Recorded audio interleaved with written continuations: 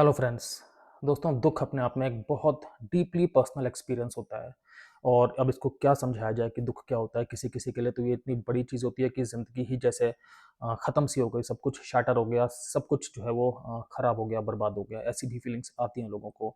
तो दुख को समझने के लिए मेडिकल साइंस में बहुत टाइम से जो है वो अलग अलग थ्योरीज, अलग अलग मॉडल पे अध्ययन चल रहा है। लेकिन जो सबसे ज़्यादा प्रचलित मॉडल है उसका नाम है 5 स्टेजेस ऑफ ग्रीफ, मतलब दुख के 5 चरण।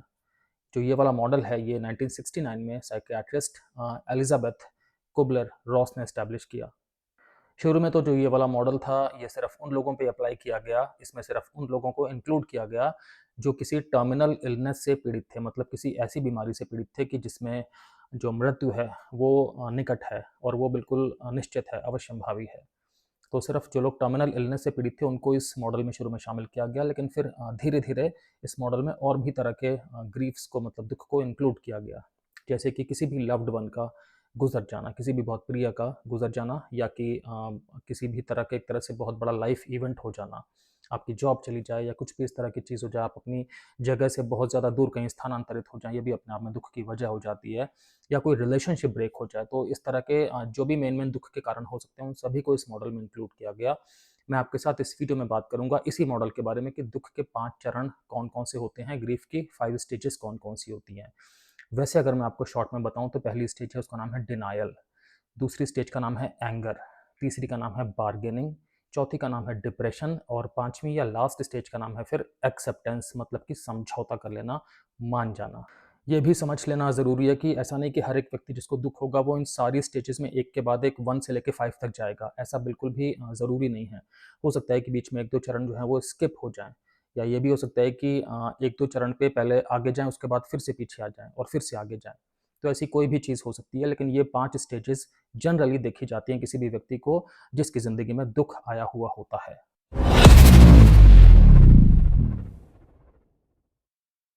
दोस्तों, मैं हूं doctor Kamal Singh, x armed forces medical college, x Fortis hospital, x a lot of corporate hospitals.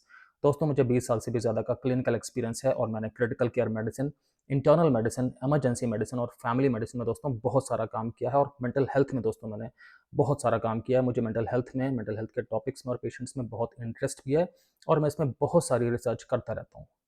तो पहली स्टेज का नाम है डिनायल। जैसे कि नाम से ज़ाहिर हो रहा है, डिनायल का मतलब है कि इस स्टेज में क्या होता है कि व्यक्ति जो है वो मानता ही नहीं अपने मन में कि वो जो इवेंट है वो इवेंट हो चुका है। तो जो भी लॉस हुआ है व्यक्ति का बहुत बड़ा, तो उस लॉस को व्यक्ति अपने मन में मानने को तैयार ही नहीं होता है। और एक तरह से ये इससे क्या होता है कि जो भी एक बहुत ज़्यादा पेन होगा, जो एक इमोशनल बहुत ज़्यादा पेन होगा, दुःख होगा, दर्द होगा अंदर, उससे व्यक्ति उस टाइम पे बचा रहता है। मतलब कि उस ओवरवेलमिंग पेन से एक तरह से इंसुलेशन हो जाता है, बफर की तरह से मैं कह सकता हूँ ये वाली चरण काम करती है। और इसमें बस यही है कि व्यक्ति इस तरह से बिहेव करता है कि नहीं, लॉस तो हुआ ही नहीं है और वो वाला इवेंट हुआ ही नहीं है कि जिसकी वजह से दुःख हो। एग्ज़ाम्पल बताता हूँ, सपोज़ करो कि किसी व्यक्ति के घर में किसी प्रियजन की मृत्यु हो गई, लेकिन ये वाला व्यक्ति अगर डिनायल फ़ेज़ में गुज़र रहा है तो ये मानेंगे ही नहीं कि ऐसा कुछ हुआ है। ये अपनी लाइफ़ को, अपनी दिनचर्या को बिल्कुल उस तरह से ही करने की कोशिश करेंगे कि कोई ऐसी चीज़ हुई ही नहीं है, कोई ऐसी घटना हुई ही नहीं है। तो जैसे होता है कि जब कोई न्यूज़ मिलती है इस तरह की किसी बहुत दुखी घटना की, तो इनका इनिशियल रिएक्शन यही आता है डिनायल में कि नहीं, ये हो ही नहीं सकता, नहीं आप गलत बोल रहे हैं, या कि नहीं आपको ठीक से नहीं पता, पूरी बात पता करो, ऐसा कैसे पॉसिबल है, ये संभव ही नहीं है। तो ऐसी चीज़ आती है। नॉर्मली जो ये डिनायल है ये नॉर्मली बहुत ज़्यादा लंबे टाइम के लिए नहीं चलता, कम टाइम के लिए चलता है और इसका पर्पज़ यही होता है कि ये हमें एक तरह से शॉक से बचाता है अंदर। कि जो बिल्कुल उस पेन के जो उस दुःख के होने का जो अनुभव है, वो कई बार बहुत ज़्यादा हो सकता है और उसकी वजह से शरीर के अंदर प्रॉब्लम्स हो सकती हैं। तो शरीर की अपनी एक डिफेंस मैकेनिज़्म होती है, तो कई बार शरीर जो है वो इस तरह का रिएक्शन देता है कि व्यक्ति डिनायल करता है। ये मत समझिएगा कि जिन लोगों में डिनायल वाला चरण चल रहा होता है, तो ये कोई वीकनेस की, कोई कमज़ोरी की निशानी है इमोशनली, या कि वो एक तरह से अवॉइड कर रहे हैं इस चीज़ को, ऐसा नहीं है। एक तरह से प्रकृति ने उन्हें एक तरह से ये सेफ स्पेस दिया है मन में कि जिसमें वो धीरे-धीरे इस घटना को, जो भी चीज़, जो सच्चाई है, उसे एक तरह से मन में प्रोसेस करना स्टार्ट करते हैं स्लोली। क्योंकि फिर इवेंचुअली, मतलब आखिर में तो उन्हें ये पता लगना ही है ना कि ऐसा हो चुका है, जो दुःख है उन्हें फिर तो महसूस करना ही है। तो एक तरह से ये वाली जो पहली स्टेज है ये अपने आप में एक सेफ स्पेस देती है कि वो ग्रेजुअली, मतलब ट्रांजिशन कर लें, धीरे-धीरे से जो है वो आगे की चरणों में जाएँ। अगली जो स्टेज है उसका नाम है एंगर। एंगर का मतलब आप समझते हैं, गुस्सा। तो जैसे-जैसे डिनायल स्टेज जो है वो फेड होती जाती है, मतलब कि डिनायल स्टेज से व्यक्ति बाहर आता है तो वो एंगर में जाना स्टार्ट कर देता है और यहाँ पर क्या है कि जो रियल पेन है उसका अनुभव हो रहा है। तो अब व्यक्ति के अंदर बहुत ज़्यादा एक तरह से आक्रोश है, बहुत ज़्यादा आक्रामकता है और वो किसी के लिए भी हो सकती है, अपने लिए हो सकती है, जो भी लोग आस-पास हैं, भाई-बंधु या दोस्त यार समाज जो भी है, उनके लिए भी हो सकती है। जो व्यक्ति चला गया है, अगर किसी के जाने की वजह से ये वाली चीज़ है, किसी के डेथ की वजह से ये वाली चीज़ है, तो उसके लिए भी ये चीज़, ये गुस्सा हो सकता है बहुत ज़्यादा। एक तरह से जो ये वाली स्टेज है, ये रिफ्लेक्ट करती है, बताती है कि जो इमोशनली अंदर से जो भी व्यक्ति है, वो कितना ज़्यादा हेल्पलेस महसूस कर रहा है, कितना ज़्यादा बेबस महसूस कर रहा है कि वो अब कुछ कर ही नहीं सकता।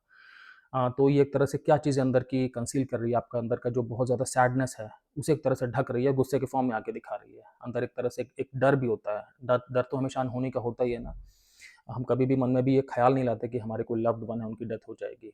और यहाँ पर तो क्या है कि वो चीज़ हो गई है, तो व्यक्ति अंदर से एक बहुत ज़्यादा फ़ियर वाली कंडीशन में भी हो सकता है, लेकिन वो चीज़ इस एंगर के ज़रिए ढकी हुई होती है। मैं आपको इस एंगर स्टेज का एग्ज़ाम्पल बताता हूँ। आप सपोज़ करो कोई महिला है जिनकी की मदर की कैंसर की बीमारी की वजह से डेथ हो गई।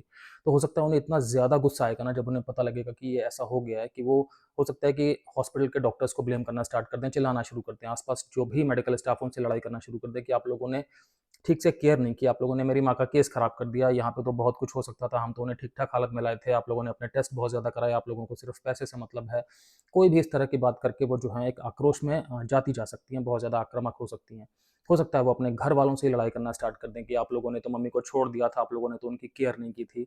कोई भी इस तरह की भावना जो है वो आ सकती है। बस इसके पीछे का रीज़न यही है कि उन्हें इस लॉस का अंदर से इतना ज़्यादा दुःख है कि वो दुःख अब उनका मैनिफेस्ट हो रहा है। वो दुःख जो है सबसे पहले डिनायल के बाद एंगर में मैनिफेस्ट हो रहा है। हो सकता है डिनायल वाली फीलिंग आई ना हो, सीधे के सीधे एंगर ही आ गया हो।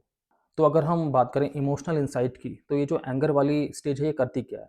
जो एक तरह से ये पूरी की पूरी जो दुःख वाला इवेंट है ना, ये इतना अनफ़ेयर लगता है व्यक्ति को, जो इस चीज़ से गुज़र रहा होता है, इतना अनफ़ेयर लगता है कि आप समझिए एक तरह से उस अनफ़ेयरनेस के खिलाफ ही प्रोटेस्ट है, कि नहीं, मुझे ये एक्सेप्ट नहीं करना, नहीं, ये चीज़ कैसे हो गई मेरे साथ, ये इतना गलत कैसे हो गया? एक तरह से जो है वो अंदर से मन का पूरा प्रोटेस्ट है, इस उम्मीद में कि यार मतलब शायद ये चीज़ जो है ये रियलिटी में हो चुकी है, कुछ भी करके ये बदल नहीं सकती, मतलब कैसे हो गई ये वाली चीज़? कुछ इस तरह की चीज़ें अंदर मन में बहुत ज़्यादा आ रही होती हैं। मैं समझता हूँ कि बाहर से देखने में तो ये वाली फ़ेज़ लग ही सकती है ना, कि कितना इतनी डिस्ट्रक्टिव होने की क्या ज़रूरत है, इतना ज़्यादा गुस्सा आने की क्या ज़रूरत है, ये तो एक सच है, ये तो ठीक है, एक्सेप्ट कर लेना चाहिए इस चीज़ को। लेकिन आप समझिए कि डीप इनसाइड क्या हो रहा है। डीप इनसाइड जो व्यक्ति है वो अंदर से इतना ज़्यादा हर्ट है, मतलब इतना ज़्यादा हेल्पलेस महसूस कर रहे हैं, इतना ज़्यादा बेबस महसूस कर रहे हैं कि जो ये वाली स्टेज है एक तरह से आउटलेट का काम कर रही है। उनके वो जो बिल्कुल दबे हुए इमोशंस हैं, उन्हें एक तरह से वोल्केनो की तरह बाहर निकालने की कोशिश कर रही है। इससे क्या होगा कि इससे उनकी जो इंटरनल हीलिंग है, वो फिर होना धीरे-धीरे स्टार्ट होगी, क्योंकि अब एंगर स्टेज जब हो जाएगी, उसके बाद अगली स्टेजेज़ आएँगे जिसमें कि व्यक्ति जो है वो ज़्यादा सधे हुए से लगेंगे और अंदर से महसूस करेंगे। जो अगली स्टेज है उसका नाम है बार्गेनिंग। तो बार्गेनिंग में क्या हो रहा है कि एक तरह से कंट्रोल वापस पाने के लिए बस एक तरह से नेगोशिएशन चल रहा है। तो नॉर्मली ये नेगोशिएशन किसी न किसी हायर पावर से चल रहा होता है, मतलब भगवान से चल रहा होता है, ईश्वर से चल रहा होता है कि कुछ भी करके जो है ये वाली चीज़ रिवर्स कर दो। कुछ भी करके ऐसा कर दो कि मेरी ज़िंदगी जो है वापस ठीक हो जाए, जो ये लॉस है, ये लॉस कुछ भी करके रिवर्स कर दो। तो एक इस तरह की चीज़ मन के अंदर लगातार चल रही होती है, क्योंकि एक अंदर से एक आत्मिक अनुभव तो होता ही है ना कि ये जो दुःख है ना, ये बहुत ज़्यादा रियल भी है और बहुत ज़्यादा है अमाउंट में। मैं इस चीज़ को नहीं ले पाऊँगा या नहीं ले पाऊँगी। तो कुछ भी करके ना मैं मान गया कि ऐसा कुछ है, शायद लोग कह रहे हैं तो ऐसा कुछ हो गया है, लेकिन प्लीज़ इसको रिवर्स कर दो, इसको सब कुछ पहले जैसा कर दो। बार्गेनिंग वाली स्टेज से क्या होता है कि व्यक्ति के मन में एक तरह की होप होती है, एक तरह की आशा होती है कि जो ये लॉस है ये रिवर्स हो जाएगा या ये रिवर्स हो सकता है, या मैं अपनी तरफ से कोशिश तो कर रही हूँ ये चीज़ रिवर्स करने की। तो बस यही है कि ये भी अपने आप में एक तरह से दुःख को प्रोसेस करने की ही एक चरण है। और जैसे-जैसे हम बार्गेनिंग स्टेज से आगे जाते हैं, जैसे-जैसे हमें लगता है या जिसको भी दुःख है उसको लगता है कि नहीं ये अब तो हो तो गया ही है, और बार्गेनिंग का भी कोई ख़ास मतलब नहीं है, क्योंकि जो रियल वर्ल्ड है, जो रियल लाइफ़ है, उसमें बार्गेनिंग से कुछ बहुत ज़्यादा होता नहीं है जनरली। तो फिर अब बार्गेनिंग के बाद क्या होता है, कौन-सी स्टेज आती है, उसका नाम है डिप्रेशन।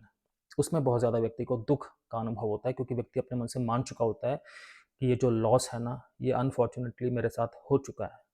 तो जो डिप्रेशन वाली स्टेज है, इसमें क्या है कि व्यक्ति को अब अंदर से पूरा अंदाज़ा है कि यार ये जो है चीज़ ये घटित हो चुकी है, और मेरी ज़िंदगी में अब वो वाला खालीपन आ गया है जो कि पैदा हुआ है किसी के जाने से या किसी बड़े ऐसे इवेंट होने से।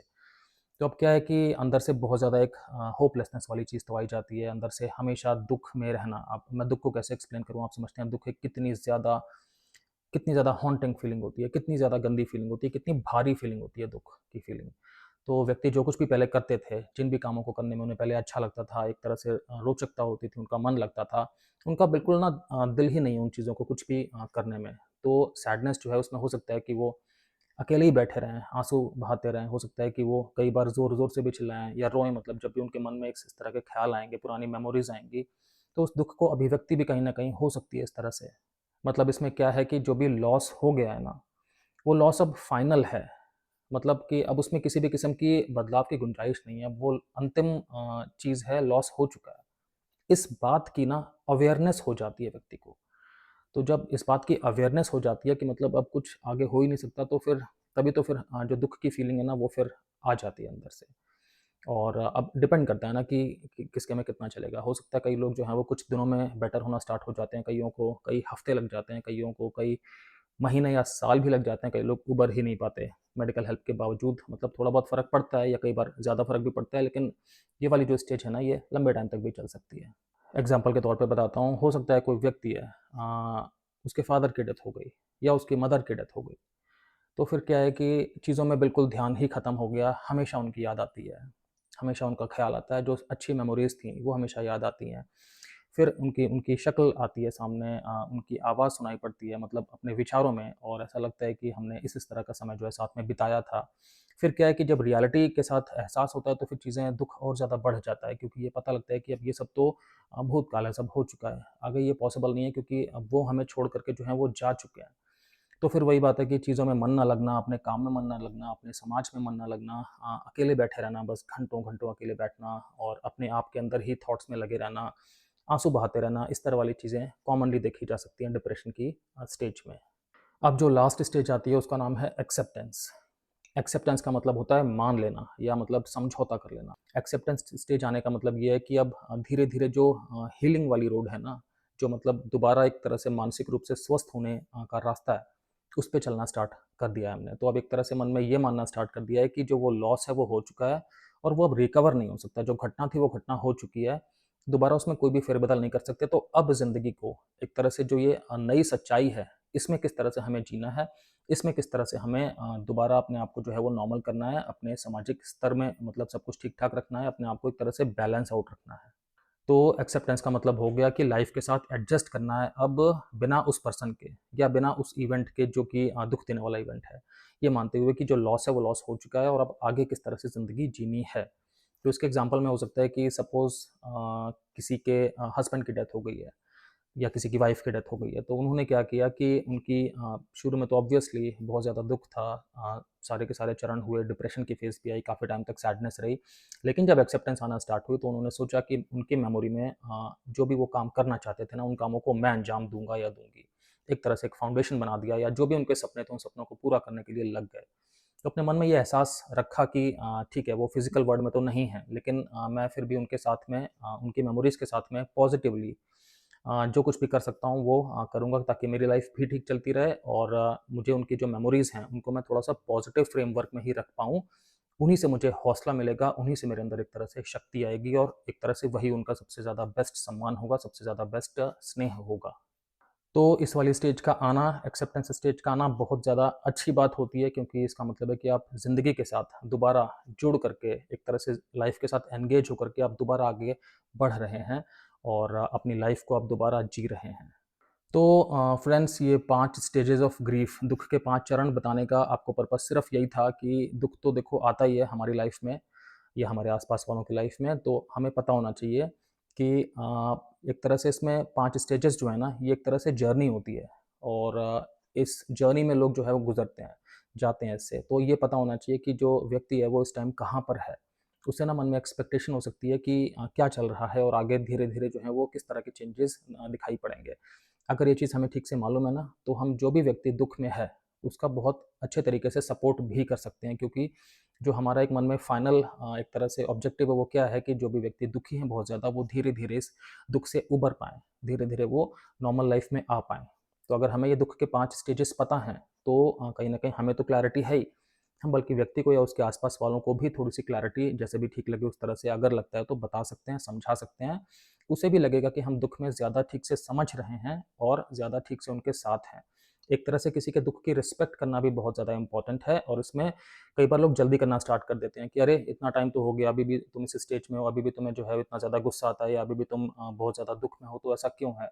आपको पता रहना चाहिए कि ये हर एक के लिए जो है स्टेज अलग-अलग ड्यूरेशन वाली हो सकती है। जैसे मैंने पहले भी बताया था कि इसमें ऐसा नहीं है कि व्यक्ति जो है वो सारी स्टेजेस 1, 2, 3, 4, 5 से बिल्कुल सीक्वेंस में पास ऑन होंगे, बिल्कुल ऐसा इम्पोर्टेंट नहीं है।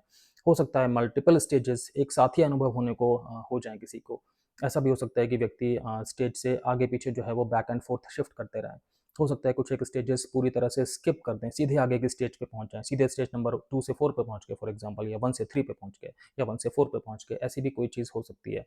बट अगर जनरली नॉलेज है, तो आप किसी भी व्यक्ति को जिसको दुःख है, उसके साथ में ज़्यादा ढंग से कनेक्ट कर सकते हैं, ज़्यादा ढंग से आप उसके साथ में एक एम्पैथी रख सकते हैं और आप उसके लिए ज़्यादा अच्छा सपोर्ट सिस्टम पैदा कर सकते हैं। तो अगर आपको दोस्तों ये वीडियो समझ में आया है, तो प्लीज़ वीडियो को लाइक कर दीजिएगा।